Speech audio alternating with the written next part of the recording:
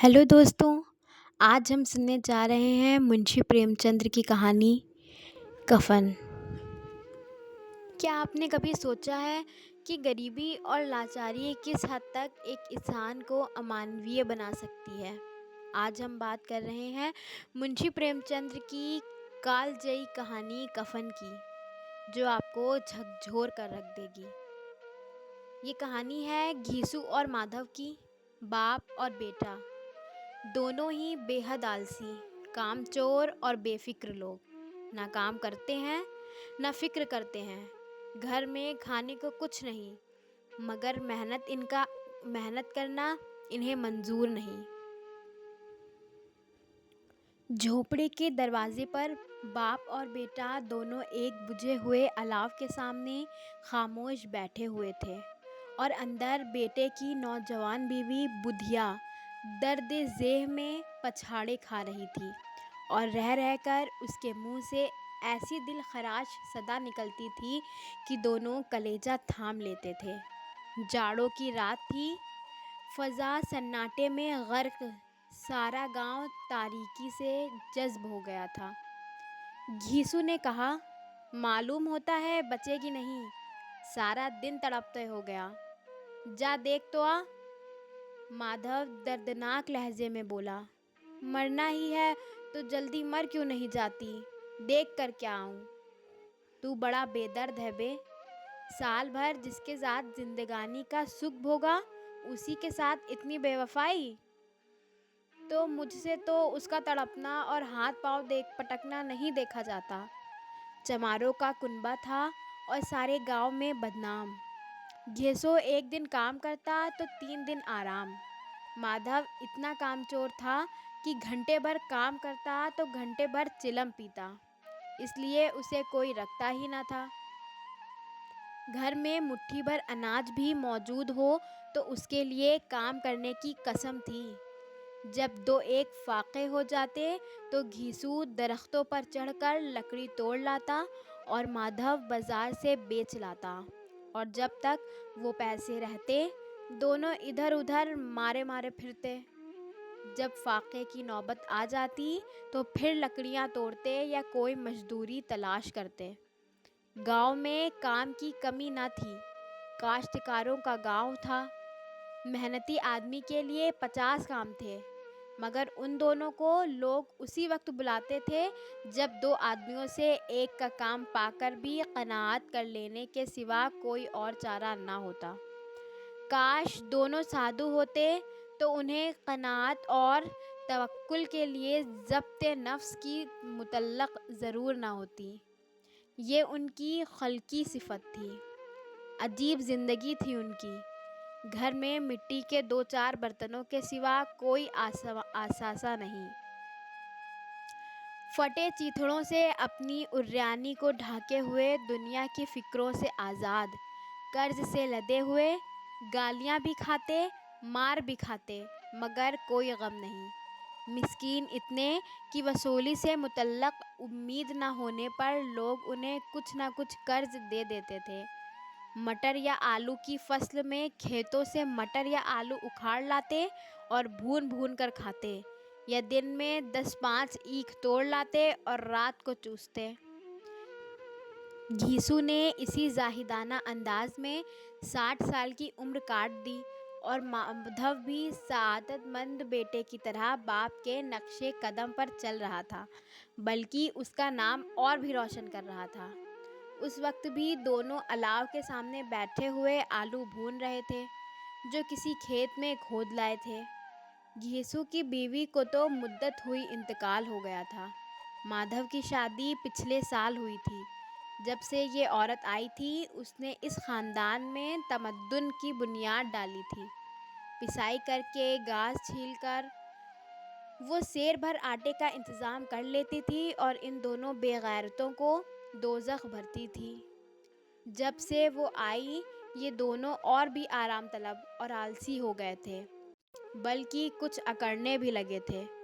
कोई काम करने को बुलाता तो बेनियाजी की शान में 2 गुनी मजदूरी मांगते। वही औरत आज सुबह से दर्द ज़ेह में मर रही थी, और ये दोनों शायद इसी का इंतज़ार में थे कि वो मर जाए तो आराम से सोएं। घीसू ने आलू निकालकर छीलते हुए कहा, जा देख तो आ क्या हालत है। उसकी चुड़ैल का फसाद होगा और क्या। यहाँ तो ओझा भी 1 रुपया मांगता है, किसके घर से आए।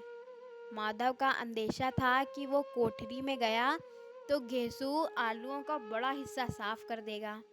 बोला, मुझे वहाँ डर लगता है। डर किस बात का है, मैं तो यहाँ हूँ ही। तो तुम ही जाकर देखो ना। मेरी औरत जब मर रही थी तो मैं 3 दिन तक उसके पास से हिला भी नहीं, और फिर मुझसे लजाएगी कि नहीं। कभी उसका मुंह नहीं देखा, आज उसका उधड़ा हुआ बदन देखूं। उसे तन की सुध भी तो ना होगी। मुझे देख लेगी तो खुलकर हाथ पांव भी ना पटक सकेगी। मैं सोचता हूँ कि कोई बाल बच्चा हो गया तो क्या होगा। सोंठ गुड़ तेल कुछ भी तो नहीं है घर में, सब कुछ आ जाएगा। भगवान बच्चा दे तो जो लोग अभी 1 पैसा नहीं दे रहे हैं वही तब बुला कर देंगे। मेरे तो लड़के हुए, घर में कुछ भी ना था, मगर इस तरह हर बार काम चल गया। जिस समाज में रात दिन मेहनत करने वालों की हालत उनकी हालत से कुछ बहुत अच्छी ना थी, और किसानों के मुकाबले में वो लोग जो किसानों की कमज़ोरियों का फ़ायदा उठाना जानते थे कहीं ज़्यादा फारिगुल बाल थे, वहाँ इस किस्म की ज़हनियत का पैदा हो जाना कोई ताज्जुब की बात नहीं थी। हम तो कहेंगे घेसू किसानों से कहीं ज़्यादा विचारवान था, और किसानों के विचार शून्य समूह में शामिल होने के बदले बैठकबाजों की कुत्सिक मंडली में जा मिला था। हाँ, उसमें यह शक्ति ना थी कि बैठकबाजों के नियम और नीति का पालन करता। इसलिए जहाँ उसकी मंडली के और लोग गांव के सरगना और मुखिया बने हुए थे, उस पर सारा गांव उंगली उठाता था। फिर भी उसे यह तस्कीन तो थी कि अगर वह फटे हाल है तो कम से कम उसे किसानों की सी जी तोड़ मेहनत तो नहीं करनी पड़ती, और उसकी सरलता और निरीहता से दूसरे लोग बेजा फ़ायदा तो नहीं उठाते। दोनों आलू निकाल निकाल कर जलते जलते खाने लगे। कल से कुछ नहीं खाया था, इतना सब्र न था कि ठंडा हो जाने दे। कई बार दोनों की ज़बानें जल गईं। छिल जाने पर आलू का बाहरी हिस्सा ज़बान, हलक और तालू को जला देता था, और उस अंगारे को मुंह में रखने से ज़्यादा खैरियत इसी में थी कि वह अंदर पहुंच जाए। वहां उसे ठंडा करने के लिए काफ़ी सामान थे, इसलिए दोनों जल्दी जल्दी निगल जाते। हालांकि इस कोशिश में उनकी आंखों से आंसू निकल आते। घीसू को उस वक्त ठाकुर की बारात याद आई जिसमें 20 साल पहले वह गया था। उस दावत में उसे जो तृप्ति मिली थी वह उसके जीवन में एक याद रखने लायक बात थी, और आज भी उसकी याद ताज़ा थी। बोला, वह बोझ नहीं भूलता। तब से फिर उस तरह का खाना और भरपेट नहीं मिला। लड़की वालों ने सबको भरपेट पूरियां खिलाई थी, सबको, छोटे बड़े सबने पूरियां खाई, और असली घी की चटनी, रायता, 3 तरह के सूखे साग, एक रसेदार तरकारी, दही, चटनी, मिठाई। अब क्या बताऊं कि उस भोज में क्या स्वाद मिला। कोई रोक टोक नहीं थी, जो चीज़ चाहो मांगो, जितना चाहो खाओ। लोगों ने ऐसा खाया कि किसी से पानी न पिया गया, मगर परोसने वाले हैं कि पत्तल में गर्म गर्म गोल गोल सुवासित कचौरियाँ डाल देते हैं। मना करते हैं कि नहीं चाहिए।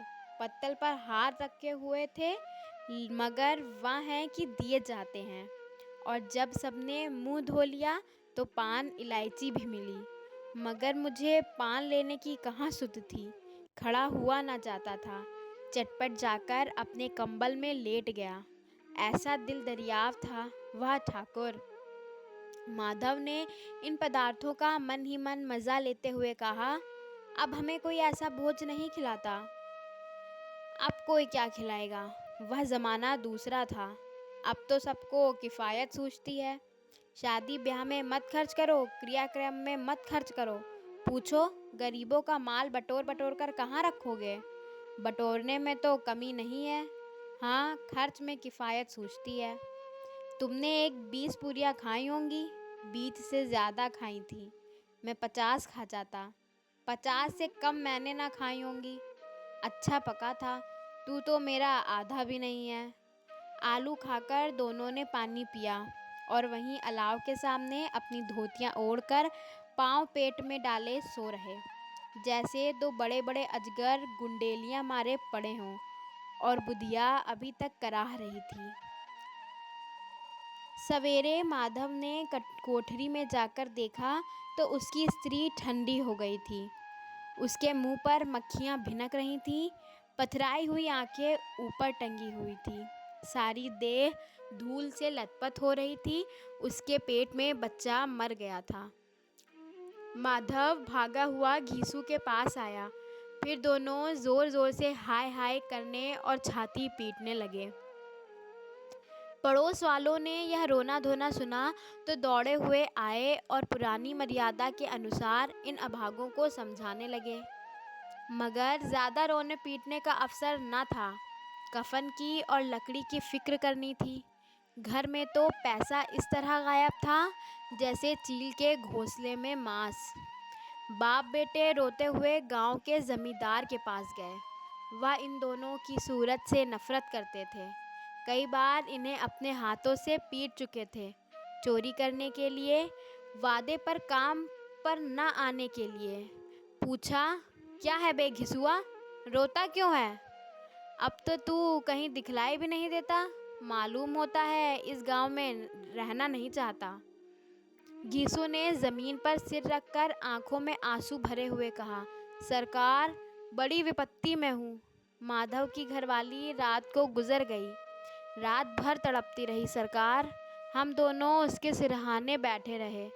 दवा दारू जो कुछ हो सका सब कुछ किया, मुदा वह हमें दगा दे गई। अब कोई एक रोटी देने वाला भी ना रहा मालिक, तबाह हो गए। घर उजड़ गया। आपका गुलाम हूँ, अब आपके सिवा कौन उसकी मिट्टी पार लगाएगा। हमारे हाथ में तो जो कुछ था वह सब तो दवा दारू में उठ गया। सरकार ही की दया होगी तो उसकी मिट्टी उठेगी।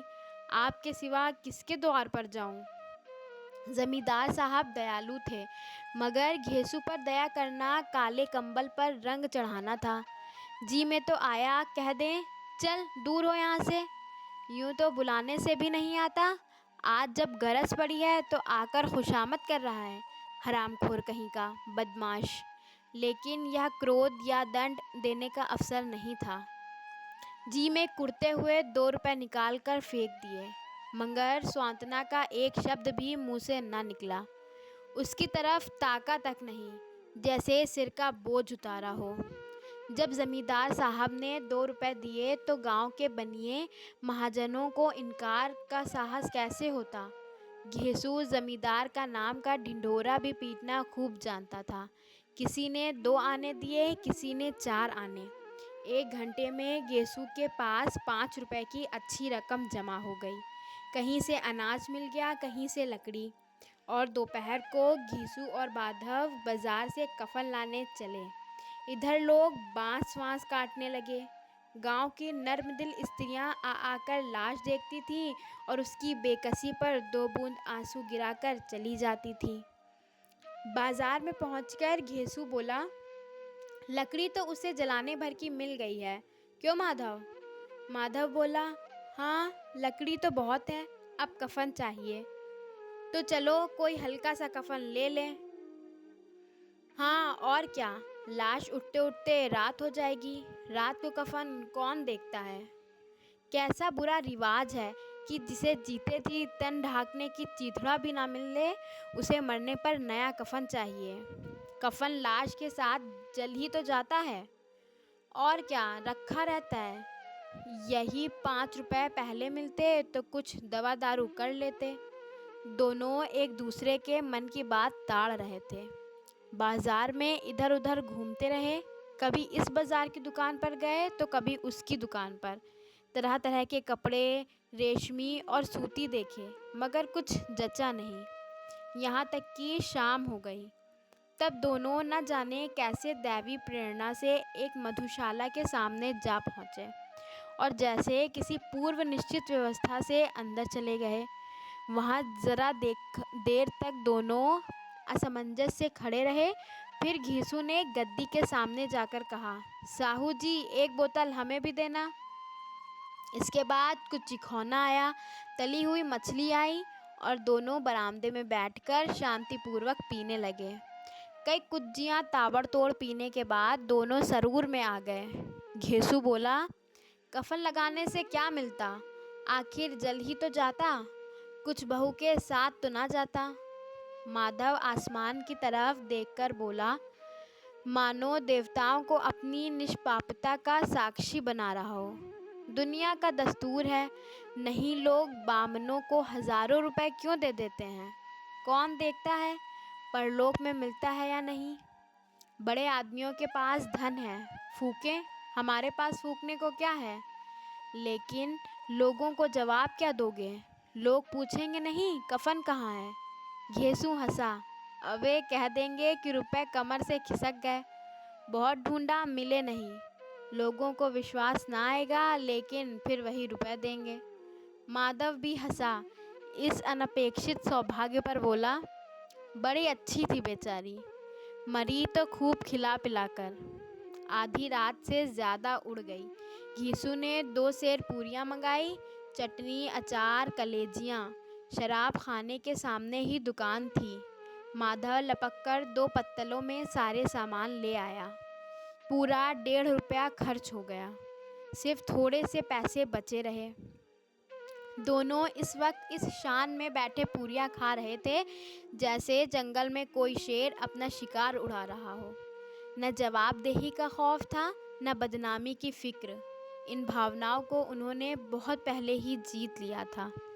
घेसू दार्शनिक भाव से बोला, हमारी आत्मा प्रसन्न हो रही है तो क्या उसे पुण्य ना होगा? माधव ने श्रद्धा से सिर झुकाकर तस्दीक की, ज़रूर से ज़रूर होगा। भगवान, तुम अंतर्यामी हो, कैसे बैकुंठ ले जाना, उसे बैकुंठ ले जाना। हम दोनों हृदय से आशीर्वाद दे रहे हैं। आज जो भोजन मिला वह कभी उम्र भर ना मिला था। एक क्षण के बाद माधव के मन में एक शंका जागी। बोला, क्यों दादा, हम लोग भी एक ना एक दिन वहाँ जाएंगे ही। घीसू ने इस भोले भाले सवाल का कुछ उत्तर ना दिया। वह परलोक की बातें सोचकर इस आनंद में बाधा न डालना चाहता था। जो वहाँ हम लोगों से पूछे कि तुमने हमें क्यों नहीं कफन दिया तो क्या कहोगे? कहेंगे तुम्हारा सिर। पूछेगी तो ज़रूर।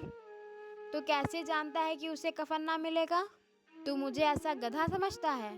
60 साल क्या दुनिया में घास खोदता रहा हूँ? उसको कफन मिलेगा और बहुत अच्छा मिलेगा। माधव को विश्वास ना आया। बोला, कौन देगा? रुपए तो तुमने चट कर दिए। वह तो मुझसे पूछेगी, उसकी मांग में तो सिंदूर मैंने डाला था। कौन देगा, बताते क्यों नहीं? वही लोग देंगे जिन्होंने अबकी दिया। हाँ, अबकी रुपए हमारे हाथ ना आएंगे। ज्यों-ज्यों अंधेरा बढ़ता था और सितारों की चमक तेज होती थी, मधुशाला की रौनक भी बढ़ती जाती थी। कोई गाता था, कोई डींग मारता था, कोई अपने संगी के गले लिपटा जाता था, कोई अपने दोस्त के मुंह में कुल्हड़ लगाए देता था।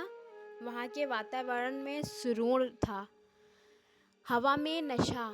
कितना तो यहाँ आकर एक चुल्लू में मस्त हो जाते थे। शराब से ज़्यादा यहाँ की हवा उन पर नशा करती थी। जीवन की बाधाएं यहाँ खींच लाती थी और कुछ देर के लिए यह भूल जाते थे कि वे जीते हैं या मरते, या ना जीते हैं ना मरते हैं। और यह दोनों बाप बेटे अब भी मज़े ले लेकर चुस्कियाँ ले रहे थे। सबकी निगाहें इनकी ओर जमी हुई थी। दोनों कितने भाग्य के बली हैं। पूरी बोतल बीच में है।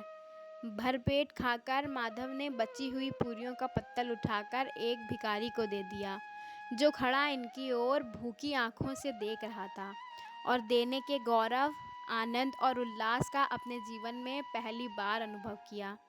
घीसू ने कहा, ले जा, खूब खा और आशीर्वाद दे।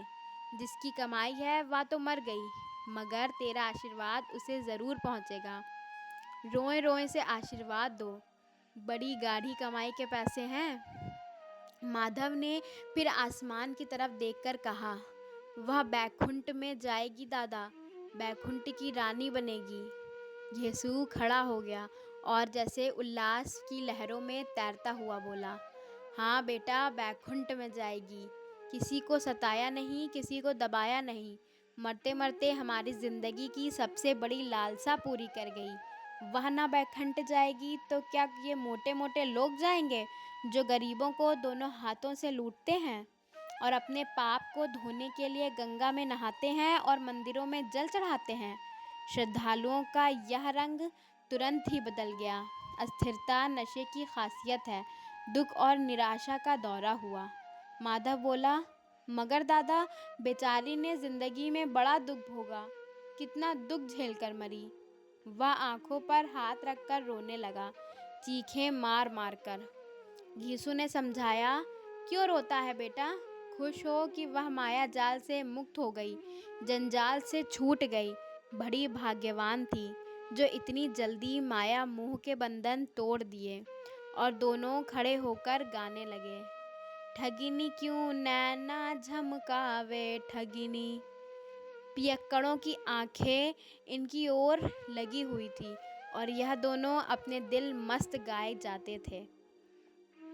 फिर दोनों नाचने लगे, उछले भी, कूदे भी, गिरे भी, मटके भी, भाव भी बनाए, अभिनय भी किए और आखिर नशे में मदमस्त होकर वहीं गिर पड़े। मुंशी प्रेमचंद की कफन सिर्फ एक कहानी नहीं, बल्कि समाज के उस चेहरे को दिखाती है जिसे हम अक्सर अनदेखा कर देते हैं। अगर आपको ये कहानी पसंद आई हो तो वीडियो को लाइक करें, शेयर करें और ऐसे ही साहित्यिक कहानियों के लिए चैनल को सब्सक्राइब करें।